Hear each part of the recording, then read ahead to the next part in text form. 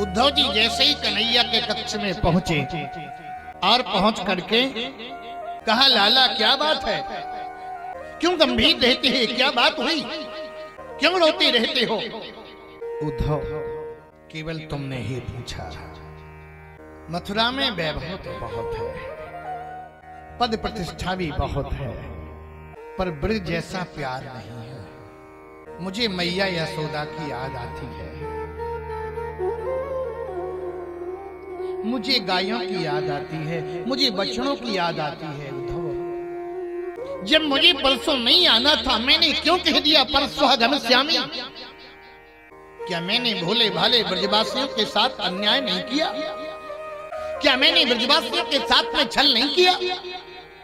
वो गंगी नाम की गाय जब तक मुझे निहारती नहीं थे, तब तक घास नहीं खाते थे, पानी नहीं पीती थी।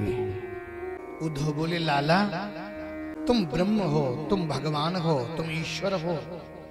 उन भक्तों की सौभाग्य की सराहना किन शब्दों में की जाए, जिसको याद करके भगवान रोए?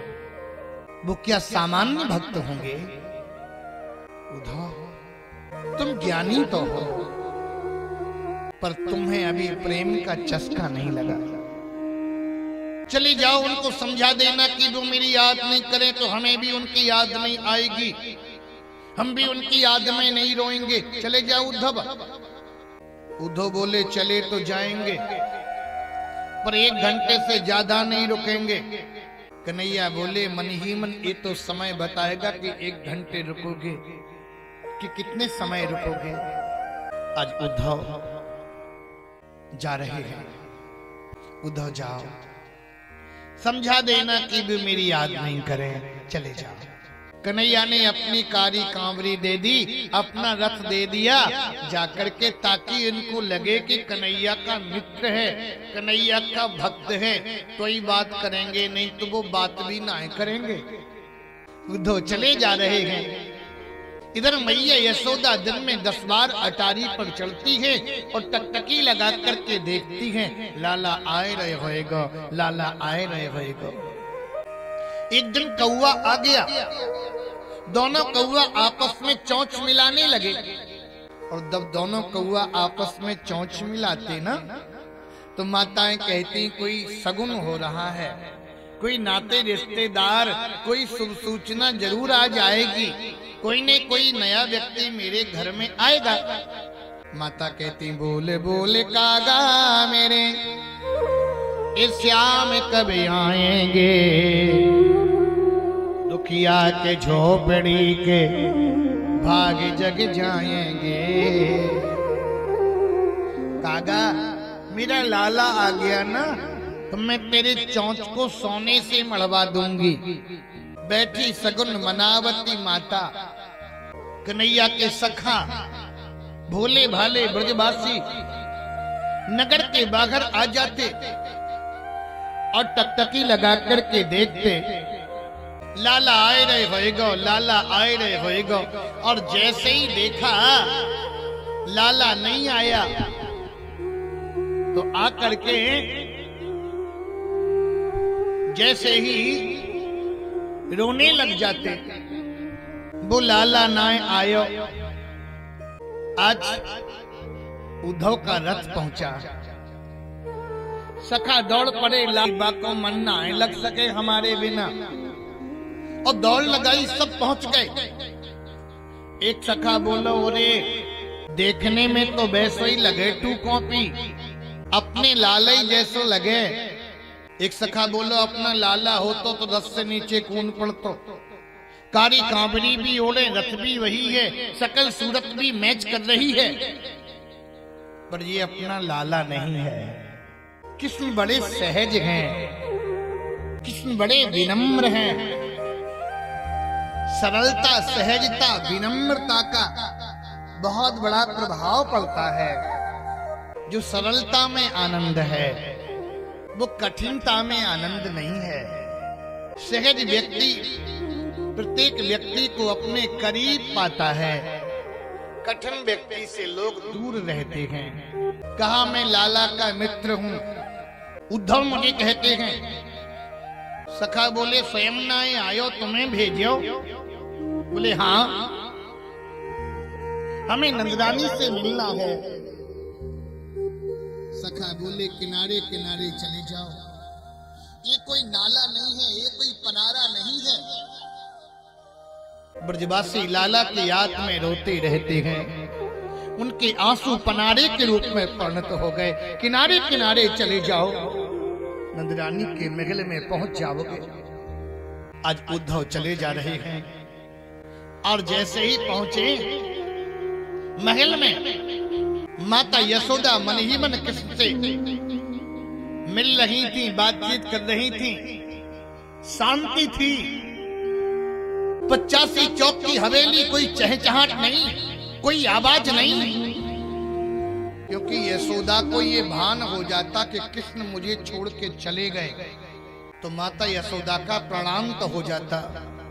बाहर के कृष्ण तो चले गए, लेकिन माता के हृदय में कृष्ण समाये हुए हैं। उद्धव ने कहा माता यशोदा में तुम्हें बारंबार प्रणाम करते हैं। मैया बोली धीरे से बोलो, अभी अभी लाला को पल्ली में सुला के आई हूं। मैंने उसको माखन मिश्री खिलाई और सुला दिया, अगर जोर से बोलोगे तो जाग जाएगा। उद्धव के ज्ञान की सिद्धि खिसक गई। मैं तो मथुरा में देख के आया, मैं तो अभी मथुरा में है वो कृष्ण। उद्धव ने कहा माता क्या लाला का दर्शन करा सकती हो? मैया बोली क्यों नहीं। और जैसे ही पलने की ओर बढ़ी तो पलने में गोपाल नहीं। मैया बोली उद्धव मैं समझ रही थी मेरे पास में गोविंद है, पर लाला हमसे दूर चला गया। उद्धव क्या वो मुझे याद करता है? कहा हाँ, लाला ने संदेश भेजा है। मैया बोली क्या भेजा? भवती नाम वियोगो में नहीं सर्वात्मना क्वचित। संयोग और वियोग, संयोग के साथ वियोग होता है। आज हम लोगों का इस ग्राउंड में परिसर में संयोग है, आज से हम लोगों का वियोग हो जाएगा। लेकिन वियोग में संयोग निहित रहता है। वियोग में संयोग का अनुभव करना बड़ी बात है। लाला तुमको याद करके रो रहा था। मैया बोली भगवान से यही प्रार्थना करती, जहां भी मेरा लाला रहे, जहां भी मेरा गोपाल रहे, वहां सुखी रहे बस। प्रत्येक माता पिता यही चाहते हैं कि मेरी संतान जहां भी रहे सुखी रहे। बूढ़े माता पिता अगर प्रसन्न रहते हैं, बुढ़ापे पर स्वस्थ रहते हैं, तो सेवा से भी प्रसन्न नहीं रहते हैं, खान पान से भी प्रसन्न नहीं रहते हैं। अगर बुजुर्ग प्रसन्न रहते हैं, उनकी संतान प्रेम से रहे, स्नेह से रहे, एकता से रहे, तो बुढ़े माता पिता की उम्र भी बढ़ जाती है। अपने सामने अपने बच्चों को छिन्न भिन्न देख करके उनका हृदय विदीर्ण रहता है। इसलिए मैं तो चाहती मेरा लाला जहां रहे वहां सुखी रहे बस। मैं तो यही चाहती हूं उद्धव, इससे बड़ा और मुझे सुख कुछ नहीं हो सकता है। उद्धव ने कहा मुझे मैया राधा रानी से मिलना है। कहा राधा रानी तो कुंज में मिलेंगी। राधा रानी के पास उद्धव जी जा रहे हैं। आज उद्धव जी जैसे ही कुंज की ओर जा रहे हैं, सब गोपियां बैठी आपस में बातचीत कर रही थी। एक गोपी बोली आज सपने में आए थे। क्या हुआ? बोले सपने में मेरे साथ में महारास रचाया। एक गोपी कहती है, जब मैं पनघट पर पानी भरने के लिए गई, इतने में पीछे से आके मेरी चुनरी तान दी। कहता, अरे सखी तू क्या करे? इतने मेरी आंख खुल गई। एक गोपी कहती कि मैं गाय दुहने के लिए गई, इतने में पीछे से आके बछड़ा खोल दिया। इतने में मेरी आंख खुल गई। एक गोपी कहती, मैं पनघट पर पानी लेके घड़ा लेके चली आ रही थी, मेरे सिर से घड़ा हटा लिया, इतने में मेरी आंख खुल गई। गोपियों की प्रत्येक क्रिया में कृष्ण है। यादो घने वहनने मथनो पलेपा प्रेम खेंगनार विरुद्धो क्षण मार्जनार्दौ। एक गोपी कहती, मैं तो क्या करूं, घर के काम भी नहीं कर पाती। मैं गोबर से लीप देती हूं, पीछे से आके मेट देता है। हृदय में प्रवेश कर गए। सखीरी मन के श्याम भले, मन के श्याम कहूँ आवत जावत नाही, तिरछे हुए जू अड़े। सखीरी मन के श्याम भले। सब अपने अपने मन की बातें कह रही थी। राधा जी शांत बैठी हैं। कहा, राधा तुमको सबसे ज्यादा प्रेम करते थे कृष्ण,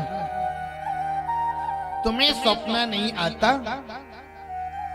राधा जी बोली, तुम तो उनके वियोग में रो भी लेती हो, मैं तो रो भी नहीं सकती, क्योंकि उन्होंने वचन लिया था, राधे मेरी याद में रोना नहीं, इसलिए मैं अंदर ही अंदर रोती रहती हूँ। एक पल भी कृष्ण के बिना नहीं रहती गोपियां। कृष्ण के प्रेम की ऐसी लगन लगी है कि जैसे जल के बिना मछली तड़पती है, ऐसी गोपियां कृष्ण के वियोग में रो रही हैं, तड़प रही हैं।